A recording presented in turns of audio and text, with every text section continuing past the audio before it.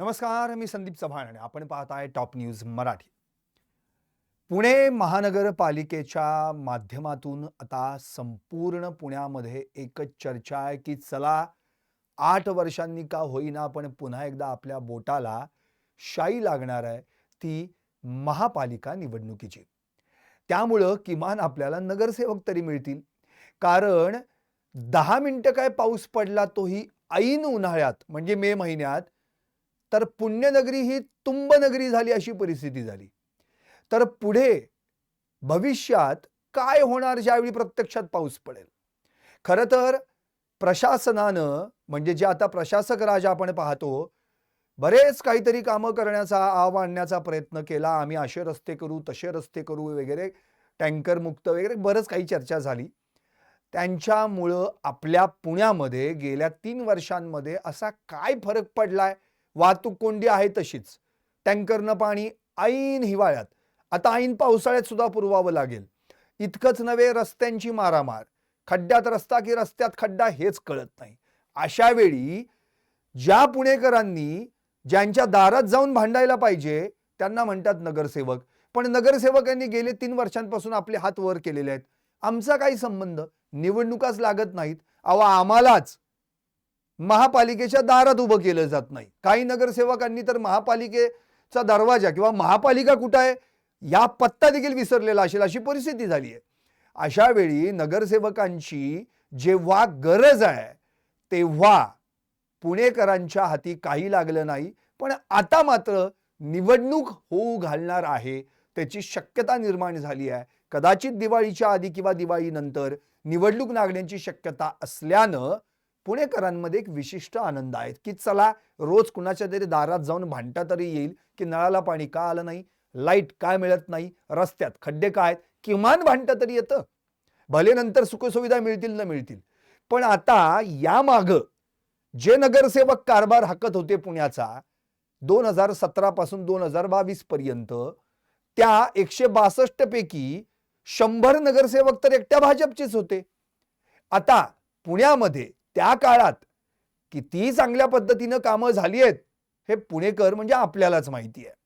समान पाणी पुरवठा 24 तास वगैरे, छान छान रस्ते, वाहतूक कोंडी कमी करू, हे सगळं जे काही आपण म्हणजे जे काही घोषणा झाल्या मॅनिफेस्टो दरवर्षीचा येतो दर 5 वर्षांनी वगैरे, त्यात काही घडलं माहीत नाही.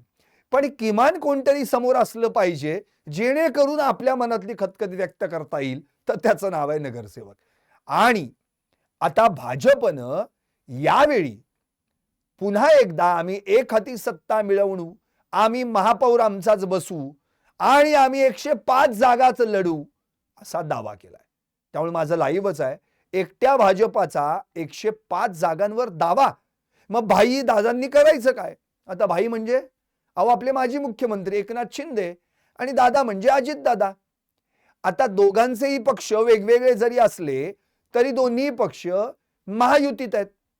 आता 105 जागा तर एकट्या भाजपनंच लढवायचं म्हटलं तर या दोघांच्या हाती आले 41 जागा. मग कुणी 20 घ्यायच्या, कुणी 21 घ्यायच्या. बरं 20 आणि 21च का घ्यायच्या हा प्रश्न पहिला उपस्थित होतो. 39 जागा जिंकणाऱ्या राष्ट्रवादीचं 2 शकलं झाली. त्यामुळे काही नगरसेवक शरद पवारांकडे गेलेत, काही नगरसेवक अजित पवारांकडे गेलेत. कोण कुणाकडे आहे, कोण दादांकडे आहे, कोण साहेबांकडे आहे हे कळायला मार्ग नाही.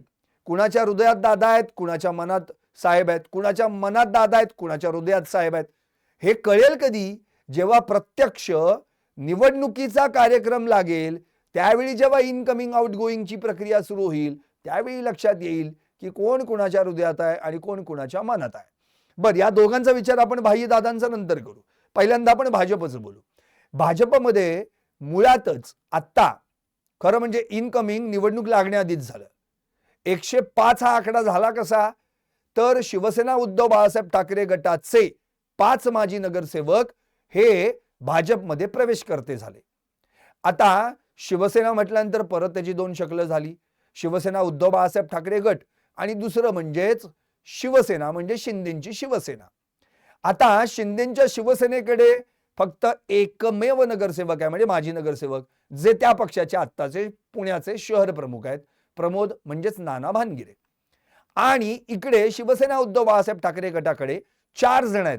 त्यात 3 मुळातच स्वतःचे आधीचे पृथ्वीराज सुतार, संजय भोसले आणि श्वेता चव्हाण हे तिघं आणि अर्थातच जे वसंत मोरे जे मूळचे शिवसैनिक, राज ठाकरेंनी मनसे काढल्यानंतर मनसेत गेले, मनसेतून लोकसभेचं तिकीट मिळालं नाही म्हणून वंचितमध्ये गेले, वंचितमध्ये नीट जमलं नाही म्हणून आता पुन्हा मूळ शिवसेनेत म्हणजे शिवसेना उद्धव बाळासाहेब ठाकरे यांच्या सोबत आले. आता प्रश्न हा उरतो की ज्या शिवसेनेची शक्ल होऊन एकीकडे 4 आणि एकीकडे 1 अशी संख्या आहे, ज्या शिवसेनेला 2017 मध्ये केवळ 10 जागा मिळवता आल्या, त्या शिवसेनेचेच 5 जण हे भाजपमध्ये गेले. म्हणून मला तुम्हाला एवढं सगळं सांगावं लागलं. म्हणजे भाजपमध्ये जे 5 गेले ते मूळचे शिवसेनेचे होते. मग त्यामध्ये विशाल धनावडे, प्राची आल्लाट, पल्लवी जावळे, संगीता ठोसर. आता हे जे सगळे तिथे गेलेले आहेत बाळा ओसवाल, हे 5 जण आमचेच आहेत असं आता भाजपने क्लिअर केलं. कारण की त्यांना मुळातच तिकीट देण्याच्याच बोलीवर पक्षात घेतलंय ना, हे तर क्लिअरच आहे. मग आता हे 5 जण गेल्यामुळं भाजप हे 5 जण जिथून निवडून आले त्या जागा देखील मागतंय. आता उदाहरणार्थ आपण एक एक जागेचा जे निवडून आलेत त्यांचा विचार करूयात. म्हणजे पहिलं पल्लवी जावळे ह्या मुळातच निवडून आल्या शिवसेनेतून 2017ला. त्या निवडून कुठून आल्या? कसबा पेठ, सोमवार पेठ हा प्रभाग होता. आता त्या ठिकाणी मुळातच भाजपचा फक्त एकमेव नगरसेवक निवडून आला होता 4 पैकी 1, ज्याचं ज्यांचं नाव होतं योगेश समेळ. त्याच ठिकाणी रवींद्र धंगेकर निवडून आले होते.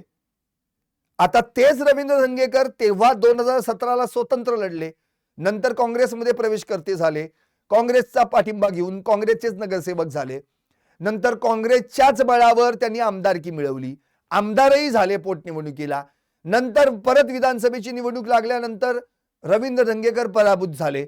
मग रवींद्र धंगेकरांनी काँग्रेस सोडली आणि ते थेट शिवसेनेमध्ये म्हणजे शिंदेच्या शिवसेनेमध्ये सामील झाले. त्यामुळे आता त्या ठिकाणी काँग्रेसचे एक नगरसेवक निवडून आले होते, सुजाता शेट्टी या नगरसेविका म्हणून निवडून आल्या होत्या. आता पल्लवी जावळे ज्या शिवसेनेकडून निवडून आलेल्या होत्या 2017ला त्या भाजपमध्ये गेल्यात. त्यामुळे आता त्या ठिकाणी साहजिकच भाजप त्यांना तिकीट देण्याचा प्रयत्न करणार. म्हणजेच त्या ठिकाणी जर आता आपण बघितलं तर राष्ट्रवादीची भूमिका काय आहे, तर राष्ट्रवादीला तिथे एकही जागा जिंकता आलेली नाहीये. मागच्या वेळी 2017ला जेव्हा एकसंध राष्ट्रवादी होती, पण शिवसेनेला मात्र एक जागा जिंकता आली आहे. म्हणजे एकनाथ शिंदे या जागेवर दावा करू शकतात आणि भाजप दावा करणार. त्यामुळे आता ही जागा कुणाला मिळणार हा प्रश्न या ठिकाणी निर्माण होतो. दुसरा प्रभाग क्रमांक 17 यामध्ये विशाल धनवडे हे देखील आता भाजपमध्ये प्रवेश करते झालेत.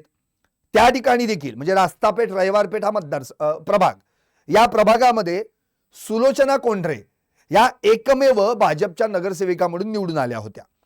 त्या ठिकाणी राष्ट्रवादीचे 2 जण निवडून आले, अंधेकर घराण्यातले, अंधेकर कुटुंबातले, वनराज अंधेकर आणि लक्ष्मी अंधेकर. आता वनराज अंधेकर यांचं तर निधन झालं, लक्ष्मी अंधेकर या राष्ट्रवादीकडून निवडून आल्या आणि विशाल धनावडे हे शिवसेनेकडून निवडून आले. आता इथे राष्ट्रवादी पण दावा करणार आणि शिवसेना पण म्हणजे एकनाथ शिंदेची शिवसेना पण दावा करणार. आणि आता विशाल धनवडे भाजपमध्ये गेलेले आहेत, त्यामुळे भाजप पण दावा करणार. म्हणजे आता या 4 पैकी 1-2 जागा, या 4 पैकी 2 जागांपैकी एक जागा प्रत्येकाला इथे प्रत्येक जण मागणार. त्यामुळे इथे भाजप 2 जागा मागणार, एक तर आपली आधीची निवडून आलेली आणि दुसरी विशाल धनावडे जे त्यांच्या पक्षात आलेले आहेत.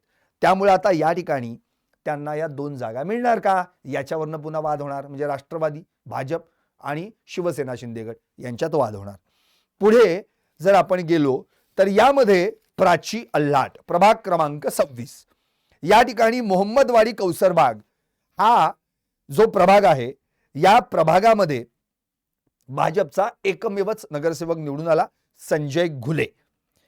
या ठिकाणी राष्ट्रवादीच्या नंदा लोणकर निवडून आल्या, तर शिवसेनेचे 2 जण निवडून आले होते. त्यामध्ये प्राची आल्लाट आणि दुसरे म्हणजे आता शिवसेनेचे एकमेव राहिलेले नगरसेवक म्हणजे नाना भानगिरे. आता नाना भानगिरे ते शिवसेना शिंदे गटाकडे आहेतच, पण मागच्या वेळी शिवसेनेने 2 जागा लढवल्या होत्या, त्यामुळे शिवसेना 2 जागांवर दावा करणार. पण आता प्राची आल्हाट तो ऑलरेडी भाजपमध्ये प्रवेश केलाय त्यांनी, त्यामुळे भाजप आपला आधीचा नगरसेवक आणि प्राची आल्हाट अशा 2 जागांवर दावा करणार. शिवाय त्या ठिकाणी राष्ट्रवादीचा एक जण निवडून आलेला आहे म्हणजे नंदा लोणकर, त्यामुळे इथे देखील पेच निर्माण होणार. त्यामुळे इथे शिवसेना 2 जागा मागणार, भाजप 2 जागा मागणार. राष्ट्रवादीला जागा सोडणार की नाही हा प्रश्न पुन्हा निर्माण होतोय. आता त्यानंतर बाळा ओसवाल, मुळातच 2 असे प्रभाग आहेत 2017च्या निवडणुकीमध्ये जे 3 सदस्यीय म्हणून त्यांची निवडणूक झाली. एक तर रामटेकडी सय्यदनगर प्रभाग क्रमांक 24 आणि प्रभाग क्रमांक 37 अप्पर सुपर इंदिरानगर जिथे 3 सदस्य होते. यापैकी 2 सदस्य ऑलरेडी भाजपचे निवडून आले होते, वर्षा साठे आणि रुपाली धाडवे. त्या ठिकाणी राष्ट्रवादीचा कोणी निवडून आला नव्हता ना काँग्रेसचा निवडून आला. त्या ठिकाणी शिवसेनेचा मात्र एक जण निवडून आले, अर्थात बाळा ओसवाल. हे पूर्वीचे मूळचे शिवसैनिक, आता बाळा ओसवाल हेच भाजपमध्ये गेलेत. त्यामुळे आता बाळा ओसवाल भाजपमध्ये गेल्यानंतर भाजप तिसरी पण जागा मागणार आणि शिवसेना म्हणणार म्हणजे शिंदे गट आम्हाला पण ती जागा हवी, आमचा नगरसेवक निवडून आलाय. इथं पेच निर्माण होतोय. आणि 5वी जागा ती म्हणजे कोंढवा बुद्रुक येवलेवाडी प्रभाग क्रमांक 41 जो शेवटचा प्रभाग मागच्या 2017 मधला होता. या ठिकाणी एकूण 4 सदस्य आणि या 4 सदस्यांमध्ये ना राष्ट्रवादीचं कोणी निवडून आलं ना काँग्रेसचं कोणी निवडून आलं. यामध्ये 3 जण निवडून आले ते भाजपचे, वीरसेन जगताप, वृषाली कामठे, रंजना टिळेकर. त्यामुळे आता भाजप या 3 जागा तर मागणारच. शिवाय संगीता ठोसर ज्या शिवसेनेकडून निवडून आल्या होत्या, ज्या शिवसेना उद्धव बाळासाहेब ठाकरे गटात होत्या, आता त्याच भाजपमध्ये प्रवेश करता झाल्यात. त्यामुळे त्यांच्या जागेवर देखील भाजप म्हणणार की आम्हाला त्या आमच्या पक्षात आलेत, आम्हाला ती जागा पाहिजे. आणि शिवसेना तिथे दावा करणार की संगीता ठोसर या शिवसेनेकडून निवडून आल्या होत्या म्हणून ती आम्हाला जागा दावा पाहिजे. इतर राष्ट्रवादी दावा करणार नाही आणि त्यांचं कोणी निवडून झालं नव्हतं. पण या ठिकाणी शिवसेना मात्र म्हणजे जो जिंकेल त्याची जागा असं जर आपण म्हटलं विनेबिलिटीनुसार, तर शिवसेना निश्चितपणे या ठिकाणी दावा करणार की आम्हाला ही जागा हवी आहे. त्यामुळे इथे देखील पेच निर्माण होतोय. मग आता इथे भाजप 4 जागा घेणार का शिवसेनेला 1 जागा सोडणार, हा सगळाच प्रश्न या ठिकाणी उपस्थित होतोय. आता आणखी एक महत्वाचा मुद्दा, 2017 मध्ये भाजपनं 41 पैकी तब्बल 1 हाती किती प्रभागांवर वर्चस्व राखलं माहितीये? म्हणजे 4च्या 4 सदस्य त्या प्रभागात निवडून आलेत भाजपचे, ते म्हणजे 41 पैकी 14 प्रभाग होते. 14 प्रभाग, 41 पैकी 14, 14 त्रिक 42 असं जर आपण म्हटलं तर बघा, म्हणजे जवळपास 14 चोक 56 नगरसेवक एकट्या या 14 प्रभागांतून भाजपचे जिंकून आले. एकूण 100 आपण जर म्हटलं ते 56च्या दृष्टिकोनातून म्हणजे निम्म्याहून अधिक जर नगरसेवक या 14 प्रभागातूनच भाजपला मिळाले होते.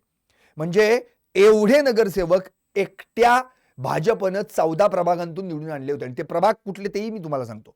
Viman Nagar, Somnath Nagar, Wadgaon Sheri, Kalyani Nagar, Aundh, Bopodi, Bavdhan, Kothrud depot, Erandwane happy colony, Deccan Gymkhana model colony, Shaniwarpeth, Sadashivpeth, Khadakmal Ali, Mahatma Phule Peth, Koregaon park, Ghorpadi, Salisbury park, Maharshi Nagar, Navi Peth, Parvati, Wadgaon Dhayari, Sun City, Wadgaon Budruk, Hingne Khurd, market yard, lower Indiranagar.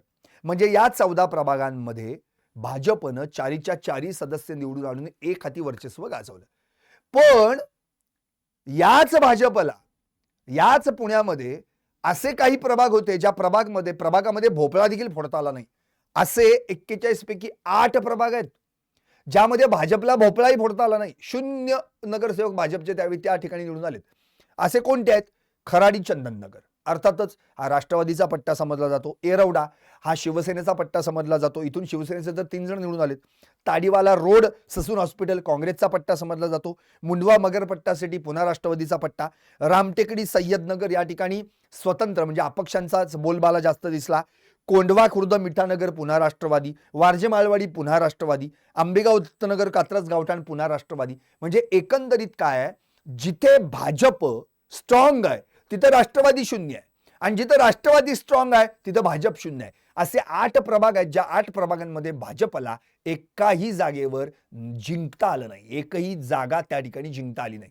म्हणजेच 41 पैकी जर आपण 8 प्रभाग सोडले तर 33 प्रभागांपैकी 14 प्रभाग हे भाजपनं एक हाती मिळवलेले आहेत. 33 पैकी 14 म्हणजे उरले 17. जे 17 प्रभाग आहेत त्या 17 प्रभागांमध्ये कुठे 1, कुठे 2, कुठे 3 अशा जागा मिळवून भाजपनं 97 जागा 2017 मध्ये जिंकल्या होत्या आणि एवढ्या जागा भाजपनं मिळवल्यानंतर साहजिकच आता भाजप हा दावा करणार की कोणत्याही परिस्थितीत आम्हाला आता एवढ्या जागांवर लढायचं आहे आणि या जागा आम्हाला मिळाल्या पाहिजेत, कारण की इतक्या जागांवर आम्ही ऑलरेडी जिंकून आलेलो आहोत. आता प्रश्न हाच उरतो की भले यानुसारच जर आता हे ठरवलं गेलं की 100% भाजपनं मागच्या वेळी जशी रणनीती आखली तशीच रणनीती यावेळी भाजप पुन्हा आखेल का? भाजपला या ठिकाणी 100% इतकी ताकद आहे का भाजपकडे की भाजप इतक्या पद्धतीनं नवे चेहरे आणू शकेल? कारण की प्रश्न काय आहे, मागच्या वेळी भाजपनं ज्या जागा लढवल्या होत्या त्यामध्ये 71 असे चेहरे होते जे नवे होते, जे भाजपनं महापालिकेत नेऊन बसवले होते 71. आता जर एवढे त्यांना लढवायचे असतील तर 100% भाजपला नव्या जुन्या चेहऱ्यांची एक मिश्रण करून रणनीती आखावी लागेल आणि तशी रणनीती आखणार का? दुसरी गोष्ट महत्त्वाचं म्हणजे या सगळ्यांमध्ये एक गोष्ट अत्यंत महत्त्वाची की शिवसेना आणि राष्ट्रवादी हे यांच्या दृष्टीने त्यांचा काही गेम प्लॅन असेल तो तयार करतील, स्ट्रॅटेजी आखतील. पण भाजपमध्ये अजूनही जर इनकमिंग वाढलं मग त्या येणाऱ्यांना भाजप तिकीट देणार का? मग असे जर एक 10-15 जण आले तर मग भाजप आणखी किती जागांवर दावा ठोकणार आहे?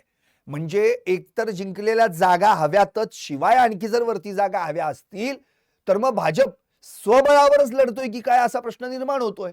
कारण शिवसेना आणि राष्ट्रवादी म्हणजे अजित पवारांची राष्ट्रवादी आणि एकनाथ शिंदेची शिवसेना या दोघांना घेऊन भाजपनं महाराष्ट्रात विधानसभा जिंकली, हे आपण विसरता कामा नये. मग या दोघांनाही चांगल्या जागा मिळालेल्या आहेत. आता एवढ्या जागा जर या दोन्ही पक्षांनी मिळवलेल्या असतील तर महापालिकेमध्ये केवळ स्थानिक कार्यकर्त्याच्या कांद्यावर बंदूक ठेवायची आणि ते म्हणतात त्यामुळे निर्णय घ्यावा लागेल असं म्हणून भाजपनं एक हाती निवडणूक लढवण्याचा प्रयत्न करायचा हे योग्य नाही. त्याचं कारण मग अशा महाराष्ट्रात 29 महापालिका आहेत. मग त्या ठिकाणी निश्चितपणे हा विचार केला जाईल की जर तुम्ही असं म्हणताय तर मग आम्हाला देखील विचार करावा लागेल, कारण की मुळातच भाजपच्या ताब्यात गेल्या 5 वर्षांमध्ये 2017-2022 बघितलं तर 12 महापालिका होता. 29 पैकी 12 महापालिकांवर भाजपचंच वर्चस्व होतं आणि शिवसेनेचं 6 महापालिकांवर होतं. मग आता या ठिकाणी जर शिवसेनेने असं ठरवलं की आम्ही त्या ठिकाणी स्वबळावर लढतो, त्या ठिकाणी राष्ट्रवादी जी आहे, राष्ट्रवादी देखील 3-1 ठिकाणी काँग्रेसची सोबत घेऊन त्यावेळी महापालिकेत सत्तेत होती. मग अशा जर ठिकाणी जर ठरवलं राष्ट्रवादीनं की आम्ही त्या ठिकाणी देखील स्वबळावर लढू तर मग अवघड होईल. मग हे समीकरण नेमकं कसं जुळवणार? आणि आता जर धीरज घाटेंनी 105 जागांचा दावा केलाय, मग आता इतर ज्या उरलेल्या 11 महापालिका आहेत जिथं भाजपचं वर्चस्व होतं त्या ठिकाणचे मग शहराध्यक्ष असंच म्हणतील की आम्हाला देखील जेवढ्या आम्ही जागा जिंकल्यात तेवढ्याच जागा आम्हाला लढवायच्या आहेत आणि आम्हाला ते द्यावं. उदाहरणार्थ मुंबईमध्ये जर पाहिलं तर 82 जागा शिवसेनेला आणि 84 जागा शिवसेनेला आणि 82 जागा भाजपला मिळाल्या होत्या. अवघ्या 2 अंकांचा फरक होता, 2 जागांचा फरक होता. मग त्या ठिकाणी जर आता म्हटलं मग आता अर्थात 84 जागा भाजपनं जिंकल्या, 82 जागा जिंकल्या म्हणून भाजपनं काय 82 जागा लढवायच्या का? कारण की त्या ठिकाणी पुन्हा शिवसेना, पुन्हा अजितदादा पवार या सगळ्या गोष्टींचा विचार करावा लागेल. ही समेट घडवून आणावी लागेल. त्यामुळं धीरज घाटे यांनी आपल्या मित्रपक्षांचा देखील विचार करावा. RPIला सोबत घेऊन त्यांना आपल्या तिकिटावर लढवून जिंकून आणलेलं आहे तुम्ही, हे देखील विसरता कामा नये. त्यांचा देखील यावेळी विचार करावा लागेल. शिवाय यासोबत आणखी काही इनकमिंग तुमच्याकडे जे होईल त्याचा देखील वापर करावा लागेल, विचार करावा लागेल. कारण की इनकमिंग ज्या अर्थी एखादी व्यक्ती करते त्या अर्थी 100% ती इच्छुक असते आणि इच्छुक असल्यानंतर त्यांना तिकीट देणं गरजेचं आहे. मग अशा माणसांना तुम्ही कुठून उभं करणार? त्यामुळे एवढ्या जागा, एकतर जागा एवढ्या नाहीतच आहेत. जसं महाविकास आघाडीनं 3 सदस्यीय प्रभाग रचना त्यांच्या काळात ठरवली आणि 7 नगरसेवक वाढवले होते. 173 पर्यंत नगरसेवकांची संख्या गेली होती.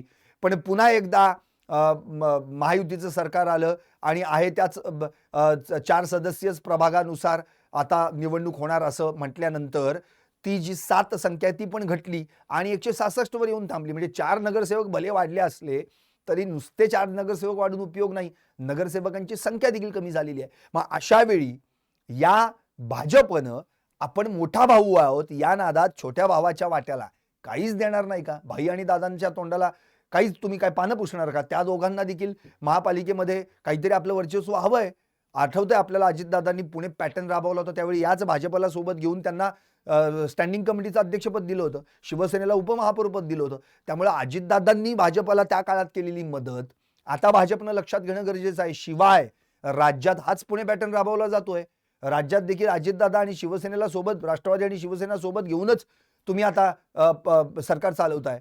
त्यामुळे भाजपनं महापालिकेमध्ये भले स्थानिक कार्यकर्त्यांना बळ मिळेल वगैरे या सगळ्या गोष्टी जरी तुमच्या असल्या तरी महत्त्वाचा मुद्दा हाच की शहराध्यक्षानं आपली भूमिका मांडली इथपर्यंत ठीक आहे. वरिष्ठ पातळीवर नेमका आता याच्यावर काय निर्णय होणार आहे आणि या निर्णयाअंतर्गत नेमकं भाजपच्या वाट्याला किती, राष्ट्रवादीच्या वाट्याला किती म्हणजे अजितदादांच्या आणि या जोडीलाच शिंदेच्या वाट्याला किती हे लवकरच कळणार आहे. पण खरं तर याआधी राष्ट्रवादीकडे मोठा पेच आहे शहराध्यक्ष निवडण्याचा आणि एकनाथ शिंदेच्या शिवसेनेकडे पेच आहे संघटना बांधण्याचा. रवींद्र धंगेकरांच्या खांद्यावर जरी जबाबदारी दिली तर शिवसेनेचा त्या ठिकाणी फायदा होऊ शकतो आणि अजितदादांच्या राष्ट्रवादीला जरा तगडा शहराध्यक्ष मिळाला तर निश्चितपणे संघटना बांधणी व्हायला वेळ लागणार नाही आणि अजितदादांना महापालिकेतल्या पुणे महापालिकेतल्या विशेषतः सगळ्या लकबी कसबी माहिती आहेत. त्यामुळे अजितदादा निश्चितच त्याचा पुरेपूर वापर करतील. फक्त आता प्रश्न हाच आहे की भाजप स्वबळावर लढण्याच्या तयारीत आहे का सगळ्यांना एकत्र घेऊन चालण्याच्या मानसिकतेत आहे. आता नेमकं पुण्यामध्ये काय घडणार आहे याचं उत्तर घोडा मैदान दूर नाहीये, लवकरच कळणार आहे. याबद्दल वादच नाही. पाहत रहा टॉप न्यूज मराठी, आपला महाराष्ट्र आपली बात.